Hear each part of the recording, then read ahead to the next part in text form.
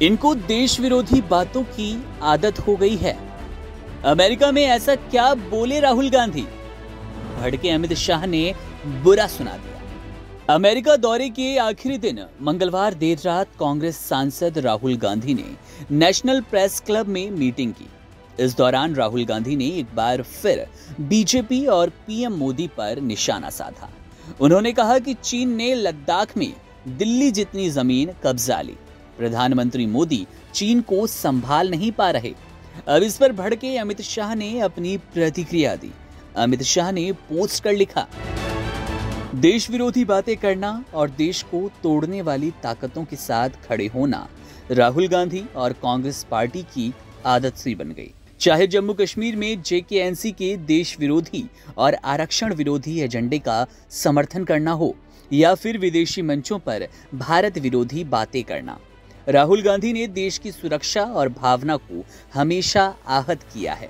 भाषा से भाषा, क्षेत्र से क्षेत्र और धर्म से धर्म में भेदभाव लाने की बात करना राहुल गांधी की विभाजनकारी सोच को दर्शाता है। राहुल गांधी ने देश से आरक्षण को समाप्त करने की बात कहकर कांग्रेस का आरक्षण विरोधी चेहरा एक बार फिर से देश के सामने लाने का काम किया। मन में पड़े विचार और सोच किसी न किसी माध्यम से बाहर आ ही जाते हैं। मैं राहुल गांधी को बताना चाहता हूं कि जब तक भाजपा है, आरक्षण को कोई छू भी नहीं सकता और देश की एकता के साथ कोई खिलवाड़ नहीं कर सकता। बता दें कि अमेरिका पहुंचे राहुल गांधी ने कहा कि कांग्रेस और उसके सहयोगियों का देश के लिए जो नजरिया है वो भाजपा और आरएसएस से अलग है। हम बहुलतावाद में विश्वास करते हैं, जहां सभी समुदाय को आगे बढ़ने का अवसर मिलता है, जबकि भाजपा और आरएसएस का दृष्टिकोण अधिक कठोर है। भारत का 90% हिस्सा आदिवासी, पिछड़ी जाति, दलित और अल्पसंख्यकों का है। राहुल गांधी ने कहा कि भारत में कांग्रेस और हमारे सहयोगियों के बीच बीजेपी और आरएसएस के साथ एक वैचारिक युद्ध हो रहा है। ये भारत के दो पूरी तरह से अलग दृष्टिकोण हैं। इसके साथ ही राहुल गांधी ने कहा कि 2014 के बाद भारतीय राजनीति में बड़ा बदलाव आया।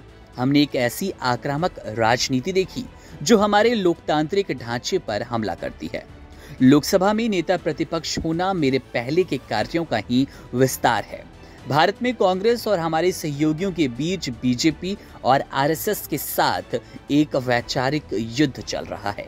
ये भारत के दो पूरी तरह से अलग दृष्टिकोण हैं। जहां हम बहुलतावादी दृष्टिकोण में विश्वास रखते हैं, वहीं पर बीजेपी इससे परे है।